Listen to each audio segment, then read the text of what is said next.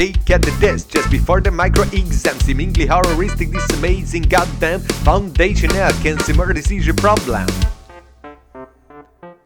The objective is to maximize the utility function, representing preferences or the taste about consumption. There's a constraint, like a simple budget, representing the so-called competitive market environment, with a given and fixed income in your wallet. Supposing as well the price-taking behavior, not too complicated, this constraint is linear, constant, slope and intercept with the access. But what if there are coupons, rationing or multiple taxes, or other forms of well-known specific restrictions like visibility or non-negativity or different kinky things, so further complications?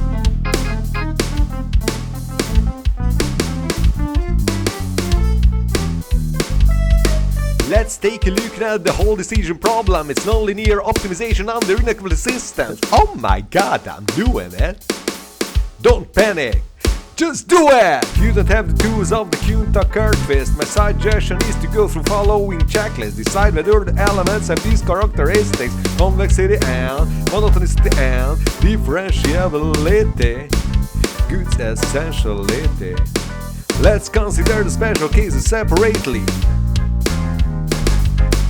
Start with the case which is the simplest. Market and the negativity constraint with Douglas. Ask yourself whether the choice set is convex. Yeah. Tastes are convex. Yeah. And the utility function is quasi-concave, so the at least as good set is convex everywhere. Monotonic. Yeah. Since the utility function is a monotonic function in all its variables, so desirable. But is it differentiable?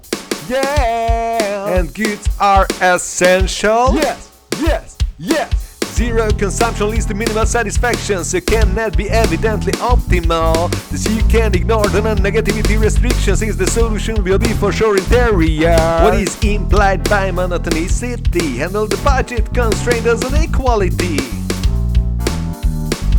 Who will help you find the solution of this branch? Genius's name is Lagrange. Compose the Lagrangian in the well-known way from the objective function multiplier and the constraint. Derive the so-called first-order conditions. Solving by equations, get final solutions.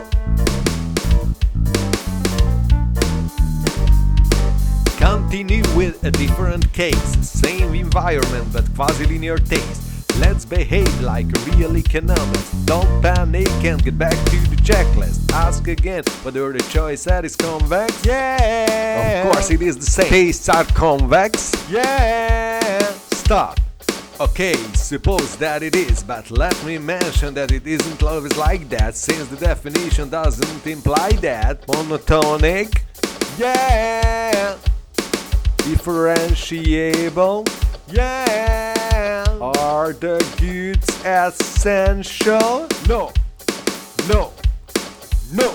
No. No. Indifference curves can cross the axis. No guarantee that a meaningful interior solution exists. So you cannot ignore the corner solution, but can still handle the budget as an equality restriction. But what to do now? Here comes my suggestion. Solve the problem again with the Lagrangian magic and consider the solution as a hypothetic, and then check the validity of all the other restrictions, for example, usually meaningless and negative consumption. If all the constraints hold, then you are down, but if not, then you have an unusual round. Keep calm and follow the order. I mean, just simply check the corners, set the negative consumption to be 0. It's reality, man, you are a superhero. The other consumption is the maximum possible. We reach in this way the highest utility level.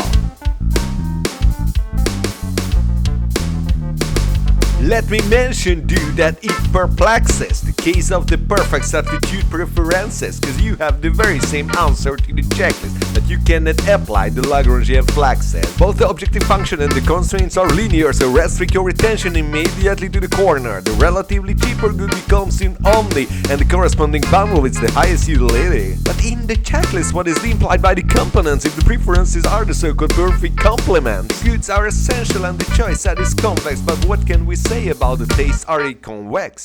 Yeah. Monotonic. Yeah. Differentiable. No. No. No.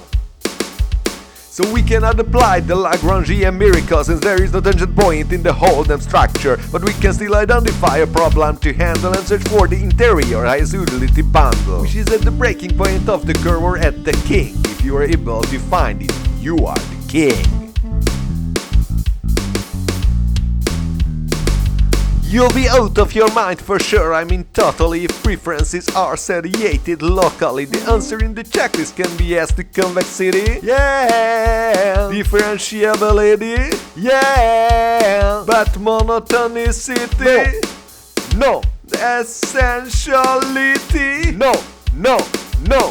Now in the case we use the Lagrangian again, we will find a tangent point which can be anywhere. So I suggest to check whether the satiation point, where is it situated below the budget, because if so, then it is feasible and nothing else can provide a higher utility level. If not, then you can turn to the Lagrangian, just try to find an interior tangent point. Good news that in your mind you just crossed the border, bad news that usually you have to check the corner.